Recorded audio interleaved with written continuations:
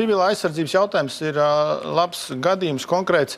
Tīri no tās publiskās retorikas, kas nav varbūt uzreiz automātiski kaut kāda politiķa rīcība, bet tā retorika bija aptuveni tāda šajās dienās, kad trūkst instrukciju, ko darīt gadījumā tad, ja ir X, Y un Z, un tad trūkst instrukciju vēl kaut kādā gadījumā. Un kas tad tagad? Tad mēdījos ir tāds kā pieprasījums, dēļ tā, ka nav uzrakstīts precīzi, ko darīt gadījumā, ja pēkšņi notiek kaut kas, ko mēs nekad Latvijā iepriekš neesam piedzīvojuši, tad tas ir jāuzraksta un tas tiks sakārtots. Tas ir kreisums. Tad nevis atstāt cilvēkiem, dot cilvēkiem līdzekļus un iespējas un brīvību uz vietas, uzņemties atbildību un risināt problēmas tad, kad viņas rodas, bet Rīgā izdomāt precīzi un padarīt viņus visus par kaut kādiem tādiem kalpiem bezatbildīgi. Kā tu šajā situācijā rīkotos?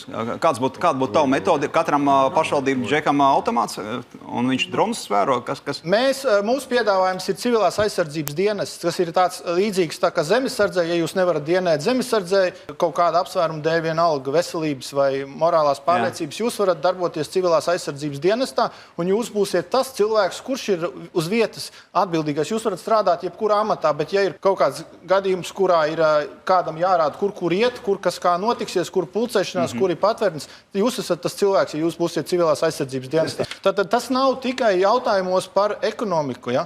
Tas kreisums jau izpaužas, tad centrālais plānotājs, kurš var izdomāt labāk par visiem, kā būs pareizi. Un viņš izpaužas, piemēram, ir tāda diskusija, kāpēc skolēniem nav atļauts pārrakstīt pārbaudas darbus. Atļaut vai neatļaut? Tas vispār nav valsts politikas jautājums. Tas ir uz vietas. Skolotājs drīkst to izdomāt. Vai skolā atļaut mobilos telefons vai neatļaut? Jā, bet tu dzirdēji šajās dienās. Es pabeigšu vienu lietu. Pabeidz, jā, un es tev pateikšu priekšā vēl. Ko es gribu pateikt? Kāpēc ir svarīgi šādas lēmumus neierakstīt likumos? Tāpēc, lai notiktu inovācijas. Lai tajās skolās, kurās varbūt izmanto mobilos telefonus un ļauj bērniem, un tur atklājās kaut kas brīnišķīgs. Es esmu pret mobiliem telefoniem, bet es esmu par inovācijām. Un tas ir visos jautājumos. Princips jā, tas būtu. Ļaujiet cilvēkiem darboties, ļaujiet jaunām metodēm rasties pašām no sevis, ļaujiet cilvēkiem būt radošiem.